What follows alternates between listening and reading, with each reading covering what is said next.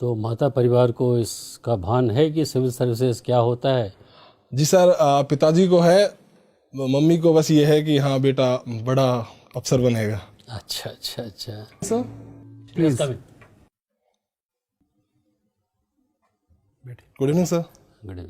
बैठिए बैठिए। Thank you sir. Rajeev Kumar Chaudhary, जी सर। कुछ बताइए अपने विषय में। सर मेरा नाम राजीव कुमार चौधरी है।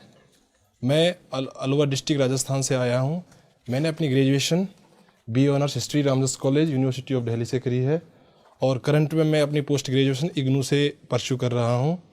10th क्लास में मुझे जेनेसिस के तहत 10 दिनों के लिए जापान घूमने का मौका मिला था और मेरी हॉबीज़ डायरी राइटिंग और क्रिकेट खेलना है। सिविल सर्विसेज में आने की प्रेरणा कहाँ से मिली है आपको? सर मैं जब 3rd या 4th क्लास में था तो सर हमारे वहाँ पे अलवर के डीएम श्री तन्मय कुमार जी का सर एक दौरा हुआ था। उसमें सर जब गांव में आने के बाद में उनकी जो कार्यशैली थी, उनका जो काम करने का तरीका था, या फिर जो जितना वक्त उन्होंने गांव में गुजारा उसके अंदर उन्होंने जो स्टेप्स लिए वो मेरे ऊपर एक छाप छोड़ गए। तो तब से मेरा एक ड्रीम रहा है कि मैं ऐसी सर्विस में जाके समाज और देश के लिए कुछ कर सकूं। परिवार की ओर से कहीं कोई प्रेरणा नहीं मिली आपको? सर जब मैंने एक बार चूज़ कर लिया कि मुझे इस सर्विस के अंदर जाना है तो फिर सर फैमिली का पूरा सपोर्ट रहा है सर।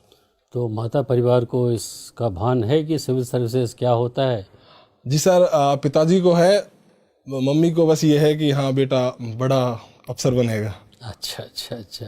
हाँ जी सर। इतिहास में आपने ऑनर्स किया है, जी सर। किस चीज़ में किया? स्पेशलाइजेशन क्या था आपका?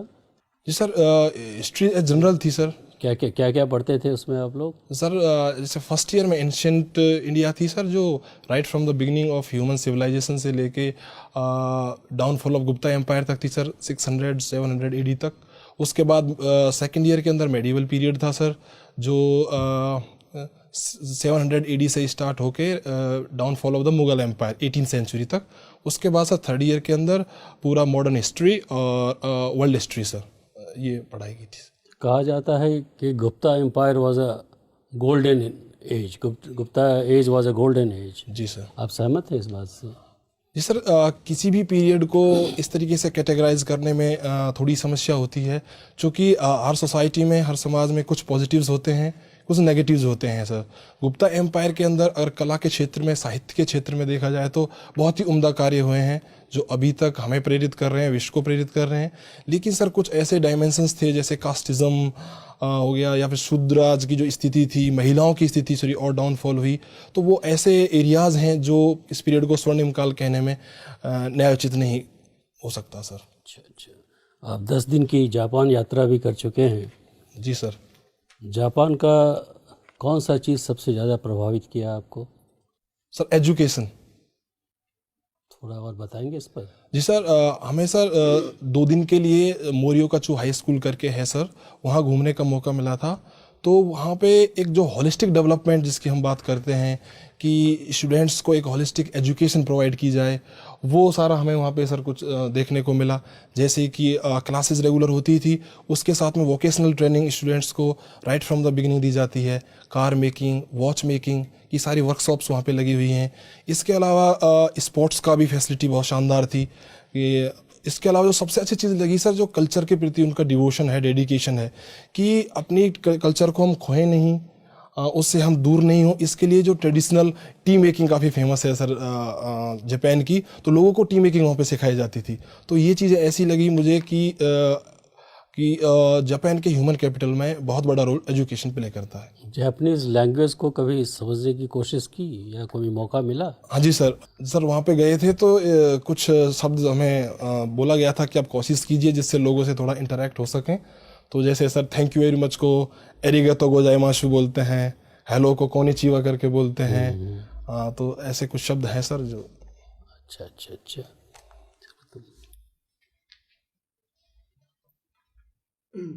राजीव, जी सर। क्या नाम, इसका अर्थ क्या है इस नाम का?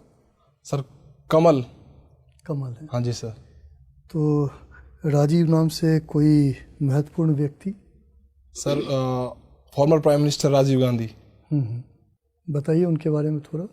सर राजीव गांधी माने सबसे यंगेस्ट हमारे प्राइम मिनिस्टर रहे हैं जो 40 इयर्स की एज में उन्होंने देश की कमान संभाली थी।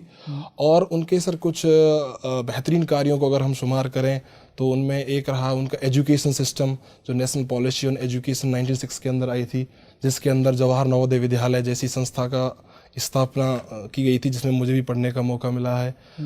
दूसरा सर फॉरेन पॉलिसी के फ्रंट पे उन्होंने सेशेल्स और मालदीव में जो डेमोक्रेटिकली इलेक्टेड गवर्नमेंट थी, जब उनका तख्ता पलट करने की कोशिश की गई तो वहाँ पे सही टाइम पे इंटरवेंशन करके उसको बचाया गया। तीसरा सर रीजनल फ्रंट पे भी, जैसे पंजाब जैसा इशू है या नॉर्थ ईस्ट के अंदर अरुणाचल प्रदेश, मिजोरम जैसे इश्यूज़ हैं, उनको उन्होंने सेटल करने की कोशिश करी। और पॉलिटिकल फ्रंट पे सर 1985 में 52nd कॉन्स्टिट्यूशनल अमेंडमेंट ला के उन्होंने एंटी डिफेक्शन लॉ को पारित कराया। इसके अलावा सर कुछ ऐसी कंट्रोवर्सीज भी रही हैं उनके कार्यकाल। पंचायती सिस्टम, जी पंचायती सिस्टम के, यस सर, उन्होंने कोशिश करी थी, लेकिन सर वो बिल पास नहीं हो पाया था सर पार्लियामेंट के अंदर। और सर उन्हीं के कार्यकाल के दौरान 21 साल से वोट देने की एज घटा के वो सर 18 ईयर्स कर दी गई थी सर। कुछ साइंटिफिक टेम्पर या रेवोल्यूशन? जी सर, हमारे देश में जो टेक्नोलॉजी का प्रमोट करने के क्षेत्र में उनका बहुत बड़ा अहम योगदान माना जाता है। कंप्यूटर रिवॉल्यूशन, IT रिवॉल्यूशन की जो। मुझे ये बताइए राजीव, जो आपका मैं देख रहा हूँ कॉलेज टॉपर भी थे आप रामजस कॉलेज में, ठीक है? जी सर। और उसके बाद अभी आप बता रहे हैं आपका परसेंटेज भी मैं देख रहा था 73 से ऊपर ही है। Yes sir. तो फिर आपने ओपन स्कूल से MA ज्वाइन किया, क्या बात है? मैं सर सिविल सर्विसेज में पूरा अपना ध्यान केंद्रित करना चाहता था। इसलिए मैंने ये सोचा कि साथ में पोस्ट ग्रेजुएशन भी चलता रहेगा और मैं अपना टाइम इस पे डिवोट कर पाऊंगा सर, ये कारण। इतना अच्छा एकेडमिक करियर होने के बाद तो आप MA कॉलेज में या यूनिवर्सिटी से कर सकते थे, टीचिंग में जा सकते थे। यस सर, लेकिन सर मुझे जो अपॉर्चुनिटीज़ और जो रेस्पॉन्सिबिलिटीज़ इस सर्विस के अंदर नज़र आती हैं, जो डायरेक्ट पार्टिसिपेशन है लोगों से मिलने का, काम करने का, वो एक ऐसा सर स्रोत रहा है जिसने मुझे इस सर्विस की तरफ आकर्षित किया है, प्रेरित किया है सर। अच्छा, नॉन क्रीमी लेयर क्या होता है?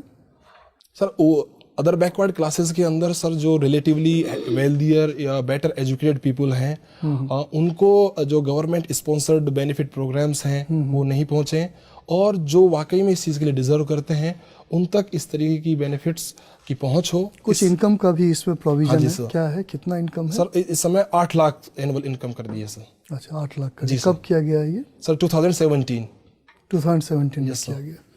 चलिए, NCC भी आपका रहा है? Yes sir.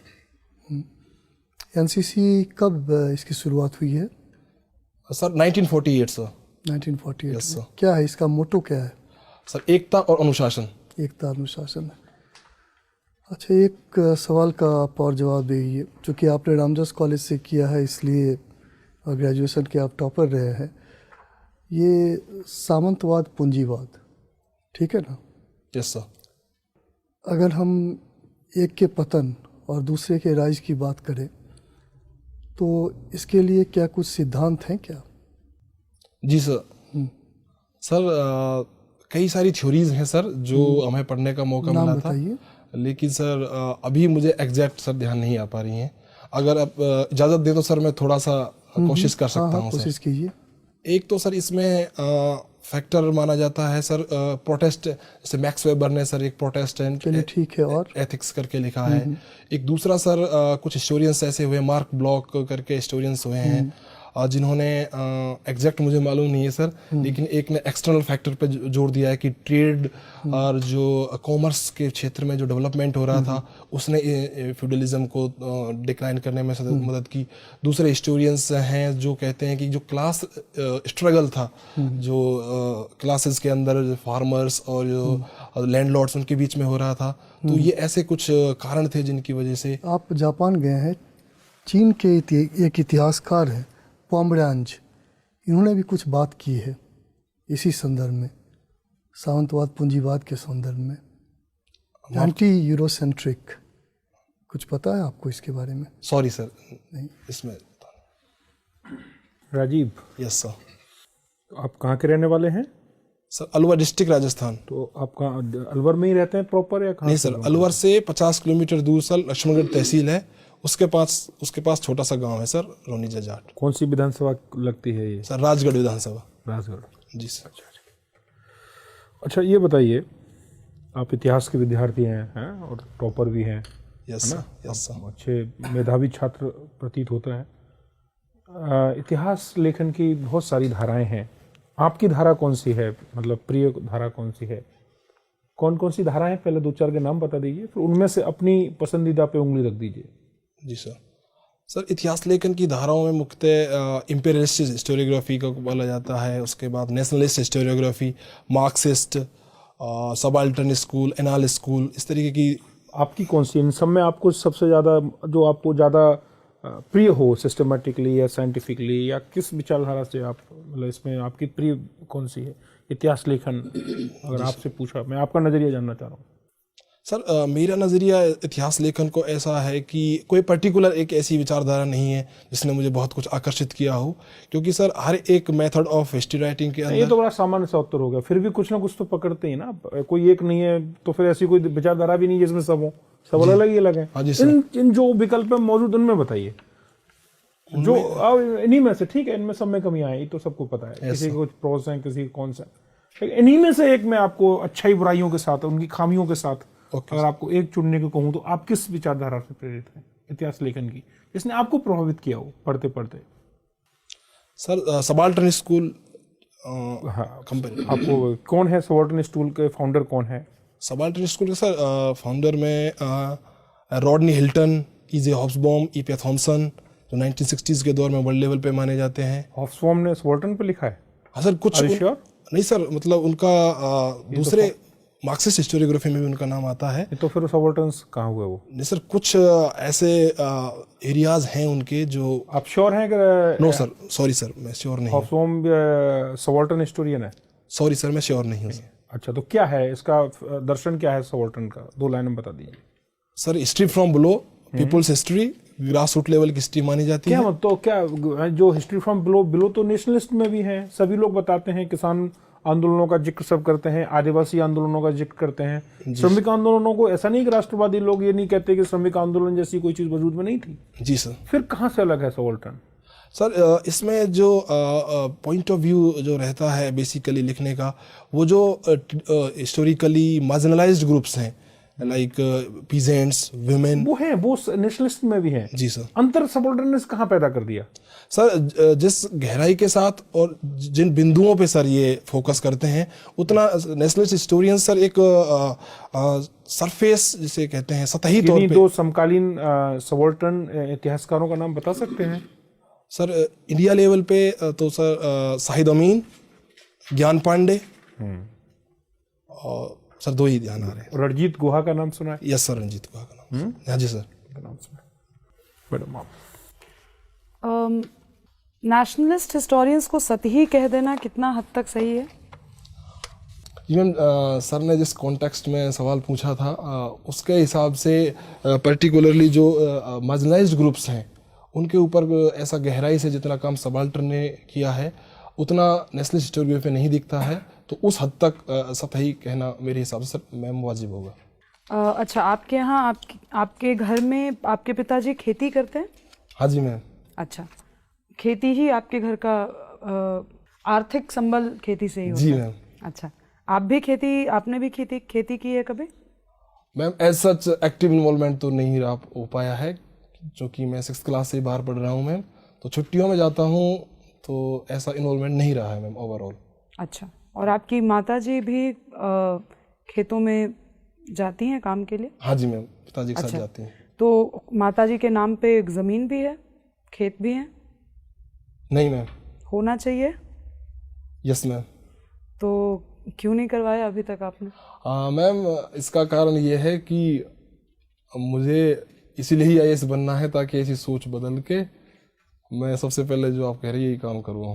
क्योंकि अभी तो मैम क्या होता है कि आप कह भी दीजिए कि पिताजी देखिए ठीक नहीं है, मम्मी के नाम से भी कुछ होना चाहिए, सारा कुछ आपके नाम से होता है, KCC किसान क्रेडिट कार्ड होता है जो भी आपके नाम से है सारा कुछ, तो बोलते हैं कि कलेक्टर अगर बन के बोलेगा तो मान भी लूंगा, अभी नहीं मानूंगा। अच्छा, तो शायद तो न्याय लागू कराने के लिए कलेक्टर बनना ही जरूरी है, उससे बिना नहीं हो सकता। नहीं सर, बिल्कुल हो सकता है। लोगों ने बिना ऐसी सर्विस में जाए भी बहुत अहम काम किए हैं, लेकिन सर कुछ सोशियो इकोनॉमिक बैकग्राउंड ऐसा रहा है कि जहां लोग अथॉरिटी को इतना सम्मान और तवज्जो देते हैं कि बदलाव के लिए मुझे लगता है उसमें आना अच्छा कदम होगा। अच्छा, आपके यहाँ से कोई आपके आसपास के गांव से कोई सिविल सर्वेंट बना है? No ma'am. आप पहले इस तरह से पहली महत्वाकांक्षा है आपकी आपके आसपास के एरिया? हाँ जी। अच्छा, जाट आंदोलन को लेकर आपकी क्या विचारधारा है? मुझे लगता है मैम कि जैसे भी national commission for backward classes ने भी ये बात कही है कि जाट जैसे जो ग्रुप्स हैं वो इकोनॉमिकली सोशली काफ़ी डोमिनेंट पोजीशन में हैं, तो उनको रिजर्वेशन देना मुझे लगता है वाजिब नहीं होगा। बट आप तो रिजर्वेशन सीख कर रहे हैं ना? हाँ जी मैम, मुझे रिजर्वेशन तो विरोधाभास नहीं है आपके इस कथनी में और आपके करनी में? मैम चूँकि मैं जिस क्षेत्र से बिलोंग करता हूँ वहाँ पे अभी कंडीशंस ऐसी हैं कि जहाँ पे रिजर्वेशन जैसे अफर्मेटिव एक्शन की आवश्यकता है, और जहाँ ये डिमांड की जा रही है वहाँ पे जो भी स्टडीज़ हुई हैं, ग्रुप्स ने स्टडीज़ करी हैं, उन्होंने ये नहीं पाया है कि उन्हें रिजर्वेशन की आवश्यकता है। अच्छा, चलिए आप डीएम बन जाते हैं, आपके एरिया में चुनाव चल रहे हैं और चुनाव के दौरान एक 48 घंटे पहले से बंद हो जाता है सारा प्रचार प्रसार। जी मैम। पर आपको ध्यान में आता है कि एक आरजे है जो रेडियो पे लगातार किसी एक पॉलिटिकल पार्टी के अगेंस्ट प्रचार कर रही है, और जिस पॉलिटिकल पार्टी के अगेंस्ट प्रचार कर रही है उस पॉलिटिकल पार्टी को आप भी पसंद नहीं करते, कंप्लेन आपके पास आती है, आप क्या करेंगे इस सिचुएशन में? जी मैम, मेरा ये डिसीजन होगा कि डेस्पाइट कि मैं किसी पॉलिटिकल पार्टी को पसंद करता हूँ या नहीं, उद्देश्य ये है कि ऐसे क्रूशियल टाइम में जहाँ इलेक्शन होने जा रहे हैं तो एक पक्ष का ज़्यादा ध्यान में रख के लोगों की सोच को, लोगों को वोटिंग जो पैटर्न है उसको मॉडिफाई करने की कोशिश की जा रही है, तो मैं कोशिश करूँगा कि उसको रोका जाए। उस एरिया से जो विरोधी पक्ष जिसके अगेंस्ट कैंपेनिंग की जा रही है वो बड़ा ही गुंडा किस्म का प्रत्याशी है जी। और जो व्यक्ति दूसरे साइड खड़ा हुआ है वो बहुत ही अच्छी साफ सुथरी छवि वाला व्यक्ति है जी। और जो पार्टी अभी सत्ता में है वो उसी पार्टी का एमएलए है जो साफ सुथरी छवि वाला है जी। उसने काम भी अपने एरिया में बहुत अच्छा किया है और आपको ये भी पता है कि आपका प्रमोशन ड्यू है। अगर ये पार्टी वापस सत्ता में आ जाती है तो आपका प्रमोशन भी बढ़िया हो सकता है जी। फिर अब सोच के जवाब दीजिए, क्योंकि नेगेटिव कैंपेनिंग होने से वो जो गुंडा कैंडिडेट है वो फंस सकता है, ऑफ कोर्स उसके लिए वोट कम पड़ेंगे। मैम मेरा यही इसमें निर्णय होगा कि जो नेगेटिव कैंपेन है, क्योंकि मैम इन फ्यूचर के लिए भी वो बैड प्रेसिडेंट एक तरीके से साबित होगा कि लोग इस तरीके के हथकंडे अभी तो वो रेडियो के जरिए कर रहे हैं, उसके बाद फिर न्यूज़पेपर या कैंडिडेट पे आप संदर्भ नहीं देख रहे। जो दो कैंडिडेट्स हैं, जी जी, एक साफ सुथरी छवि वाला वो कैंडिडेट है जो अभी भी सत्ता में है, जी जी, दूसरा कैंडिडेट जो है वो गुंडा ही है, जी जी, उसके उसके आने से अराजकता ही फैलेगी, जी जी, और उसके अगेंस्ट नेगेटिव कैंपेन चल रहा है। मैम सत्ता में आने के बाद में उनको उनकी जवाबदेही रहेगी जनता के प्रति, तो अगर वो अराजकता जैसे तत्व फैलाते हैं तो नेक्स्ट ईयर उनको ऑब्वियसली जनता नहीं चुनेगी। लेकिन जो मीन ऑफ इलेक्शन है, जिस तरीके से वो सत्ता में आ रहे हैं, वो जो मेथड है वो मुझे अनकॉन्स्टिट्यूशनल नज़र आ रहा है, इसलिए मैं उस पर एक्शन लेना चाहूँगा। आपने बताया कि 4th क्लास में जब आप थे तब आपको प्रेरणा मिली कि मुझे सिविल सर्विसेज में करियर चुनना चाहिए। जी सर। आपने बताया कि एक आप डीएम के कार्य को आपने देखा और काफ़ी आप उससे मोटिवेट। मुझे ऐसा लगता है कि ये जो आपका जवाब है कम्प्लीटली मैन्युफैक्चर्ड जवाब है। 4th क्लास में बच्चे की इतनी प्रशासनिक क्षमता नहीं होती और इतना विजन नहीं होता है कि वो किसी डीएम के कार्य प्रणाली को अच्छे तरीके से समझ पाए, है ना, और उससे इंस्पायर्ड होकर सिविल सर्विसेज को करियर के रूप में चुने। 4 साल के मुझे थोड़ा सा वो मैन्युफैक्चर लग रहा है। अगर आप ये आपको मौका हम दे रहे हैं, अगर है तो आप विड्रॉ कर सकते हैं कि आपका जवाब मैन्युफैक्चर्ड है। जी सर, मैं विड्रॉ नहीं करना चाहूँगा, अगर आप इजाज़त दें तो मैं थोड़ा एलोबरेट करना चाहूँगा। हाँ बताइए सर। 4th क्लास में जब डीएम साहब आए थे तो तब कार्य करने का जो प्रभाव था लोगों में कि भाई ऑफिसर होना चाहिए तो ऐसा होना चाहिए, तो उस समय तो सर जो प्रेरणा थी वो इतना डिटेल्ड एनालिटिकल नहीं थी कि इतने काम करने का मौका मिलेंगे। पावर और जो सर ऑथोरिटी है थी, ऑनेस्टली स्पीकिंग। लेकिन सर जब जैसे बड़े होते गए, तो चूंकि मैं नवोदय में पढ़ा हूँ, तो सर वहाँ के जो नवोदय, हर डिस्ट्रिक्ट के नवोदय विद्यालय का एक्स ऑफिशियो चेयरमैन डीएम होता है सर। तो हर ईयर उसको इंस्पेक्शन के लिए उनको वहाँ पे स्कूल में आने का मौका मिलता था। और चूंकि मुझे कई बार उनसे रूबरू होने का मौका मिला है एकेडमिक परफॉर्मेंस के जरिए, एज ए स्कूल रिप्रेजेंटेटिव के जरिए, तो वहाँ पे भी जब मैं उनके काम को देखता हूँ कि यहाँ पे भी इनका रोल है एजुकेशन में और स्पोर्ट्स के अंदर, और किस तरीके से जो लोग स्टूडेंट्स के साथ डीलिंग है, तो सर ये एक लंबी प्रोसेस रही है। ठीक है, जो सर जी। अच्छा, आपने भी बताया कि एक लैंडमार्क स्टेप था former prime minister of India Shri Rajiv Gandhi ji का एंटी डिफेक्शन लॉ। जी सर। उसमें आप मुझे बताइए कि मर्जर एक कंसेप्ट है, मर्जर। जी सर। कोई पॉलिटिकल पार्टी किस संख्या में निकल के किसी पार्टी में मर्ज हो सकती है तब जब एंटी डिफेक्शन लॉ उस पर एप्लीकेबल ना हो? सर एग्जैक्ट मालूम नहीं है, लेकिन सर मैं कोशिश कर सकता हूँ सर। हाँ बताइए। 1/3 आई थिंक सर, 1/3 नंबर। नहीं, ये 2/3 है। अच्छा, ये बताइए मुझे कि व्हिप जारी किया जाता है पॉलिटिकल पार्टी के द्वारा कि आपको किसी पर्टिकुलर पर्सन को वोट करना है या फिर इसी तरीके से ओपिनियन रखना है। आपको नहीं लगता है कि ये तो it is a black law? Anti defection law के माध्यम से जो क्रिटिकल डिबेट और डेलिबरेशन का एक माहौल है पार्लियामेंट में, उसको विशिएट किया गया। आप इसको कह रहे हैं कि लैंडमार्क था, ये तो ब्लैक लॉ है। फ्रीली आप डिबेट ही नहीं कर पा रहे, you are toeing the line of your party. आप पार्टी के एजेंडा को प्रोजेक्ट कर रहे हैं, फ्री डिबेट हो ही नहीं रहा है स्वतंत्र होके। आपका जो एफिलिएशन है पार्टी से, उसके प्रेजुडाइसेस जो हैं, उसके डीप रूटेड जो वैल्यूज़ हैं, उसको सब्सक्राइब करते हुए आप अपना मत रख रहे हैं, तो ये मत कहीं ना कहीं तो इन्फ्लुएंस मत है आपका। तो आप कह सकते हैं इसको कि तो ब्लैक लॉ है, इसको तो होना ही नहीं चाहिए। सर जिस कॉन्टेक्स्ट में इस बिल को लाया गया था, उस समय आपस में जो पावर लस्ट को लेके बहुत सारा पार्टीज बदली जाती थी, मतलब इलेक्टेड मेंबर्स के द्वारा। तो उस दिशा में ये एक बहुत ही अच्छा कदम था कि एटलीस्ट शुरुआत की गई उस क्षेत्र में कि इस तरह की प्रैक्टिस को रोका जाए, ताकि जो संविधान की वो है परंपरा वो बनी रहे। इस बात से सर आपकी से मैं सहमत हूँ कि व्हिप जारी होने के बाद में ऐसा होता है कि जनरली पार्टी लाइन फॉलो करनी पड़ती है। इस वजह से बहुत सारे अच्छे आइडियाज़, जो कंस्ट्रक्टिव आइडियाज़ हैं, डिबेट है, वो नहीं हो पाती है। तो इस क्षेत्र में बिल्कुल सुधार किया जा सकता है, और जो भी पार्टीज़ हैं, पॉलिटिकल पार्टीज़ हैं, उनको इस क्षेत्र में सोचना चाहिए। मेरा लास्ट प्रश्न है आपसे, आपने जिक्र किया जवाहर नवोदय विद्यालय का। जी सर। जो आपका नेशनल एजुकेशन पॉलिसी थी, उसी के अंतर्गत केंद्रीय विद्यालय की भी स्थापना की गई पूरे भारत में। तो जवाहर नवोदय विद्यालय और केंद्रीय विद्यालय में एक अंतर क्या है? एक अंतर बताइए बस। Jawahar Navodaya Vidyalaya can make person like me belong to such a background, school background and IAS officer। केबी भी बना सकता है, बट सर चूंकि मैं जवाहर नवोदय विद्यालय की अच्छाइयों को नज़दीक से ढूंढ पाया हूँ, तो मैं तो एक यही स्टेटमेंट देना चाहूँगा सर। अच्छा, आप अभिभूत हैं कि आप एलुमनाई हैं जवाहर नवोदय विद्यालय के? सर ऑप्टिमिज्म और पॉजिटिविटी के साथ। यस। ठीक है, thank you. Thank you sir. आप राजीव जी, आप डिबेटर भी रहे हो, ओलंपियाड में भी आपने पार्टिसिपेट किया है। Yes sir. 1 मिनट का मैं वक्त देता हूँ आपको।